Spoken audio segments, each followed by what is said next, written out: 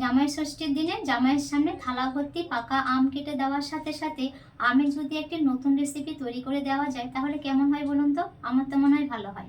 আপনার কি মত কমেন্টে জানাবেন। আপনারা দেখছেন রন্ধন বিচিত্রা, আমি সঞ্জনা। আমাদের আজকের রেসিপি পাকা আমের হালুয়া। তো চলুন পাকা আমের হালুয়াটি কীভাবে করছি দেখে নেবেন। হালুয়াটা করার জন্য এখানে পাকা হিমসাগর আম নিয়েছি। দেখুন আমটা কিন্তু বেশি একটা পাকা নয়, একটু শক্ত শক্ত দেখে আমটা নিতে হবে। এই দেখুন এরকম শক্ত শক্ত দেখে আমটা নিয়ে নেবেন। আমের গায়ে ধুলো বালি আঠা লেগে থাকে, তাই আমটা 2-3 বার জল পাল্টিয়ে পাল্টিয়ে ভালোভাবে পরিষ্কার করে ধুয়ে নিয়েছি। এখন একটা ছুরির সাহায্যে আমের খোসাটা ছাড়িয়ে নেব।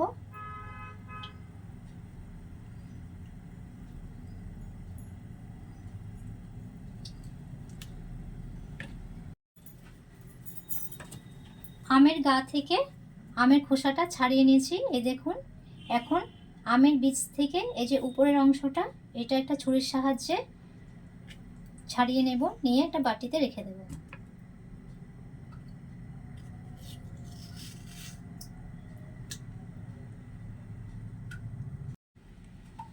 এই দেখুন আমগুলো সব পিস পিস করে কেটে নিয়েছি।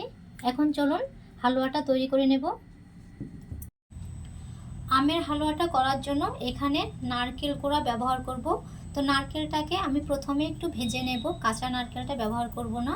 গ্যাস অন করে একটা কড়াই বসিয়ে দিয়েছি, গ্যাসের ফ্লেমটা লোতেই আছে। তো এখানে 2 চামচের মতো নারকেল কোড়া দিয়ে দিচ্ছি।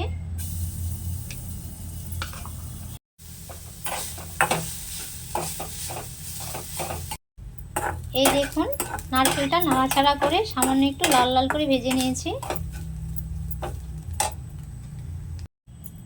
ফাইনালি হালুয়াটা করার জন্য গ্যাস অন করে একটা কড়াই বসিয়ে দিয়েছি। কড়াইয়ের মধ্যে এখন আমটা দিয়ে দেব। এই সময় গ্যাসের ফ্লেমটা লো টু মিডিয়ামে রাখবেন।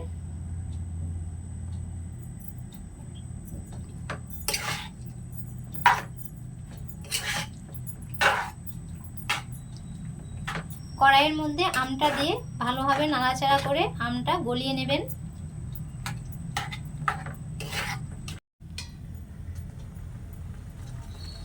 এই দেখুন 2 থেকে 3 মিনিট নাড়াচাড়া করার পর আমটা অনেকটাই গলে গেছে।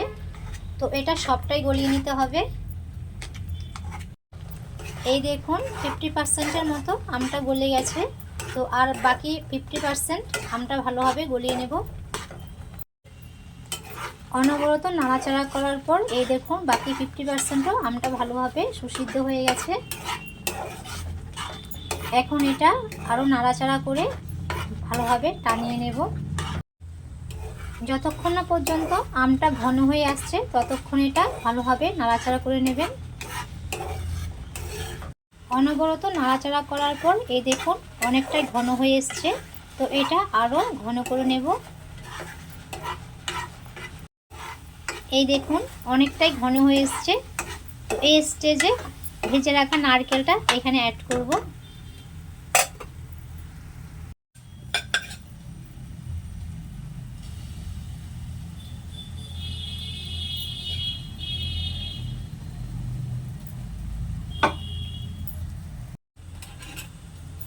ভেজে রাখা নারকেলটা দেওয়ার পর আমের সাথে নারকেলটাকে ভালোভাবে মিশিয়ে দেবেন।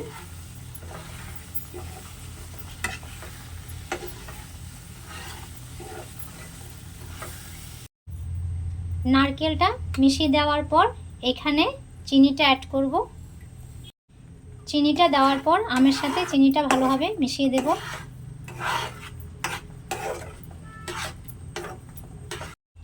আপনারা আমের এই হালুয়াতে মিষ্টির পরিমাণটা কম বেশি করে নেবেন।